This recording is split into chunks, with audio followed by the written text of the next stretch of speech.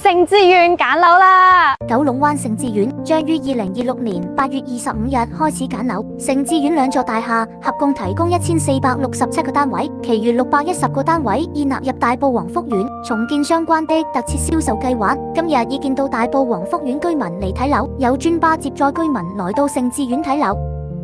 嚟睇睇盛智苑外形 ，A 座1樓同2樓係社會福利服務用途。各位準買家一定要特別留意，盛智苑嘅標準住宅戶型分2至3人開放式單位、3至4人一房單位、4至5人兩房單位，面積由280平方尺去到469平方尺。交通方面，鄰近有巴士站，非常方便。下個星期準業主可以揀樓，我哋星新內設計已經準備好戶型圖以及很多設計區備方案，準業主你可以嚟我公司選擇，一定有你嘅滿意設計方案，早啲揾我哋幫你安排得妥妥當當。我哋借床式收費及借爛尾工程，準時交貨，令你安心，能及時趕到聖誕前入伙，過個溫馨又溫暖的聖誕及新年。打個電話嚟揾我哋星新來設計，我哋出份報價單俾你，包你有滿意嘅設計方案。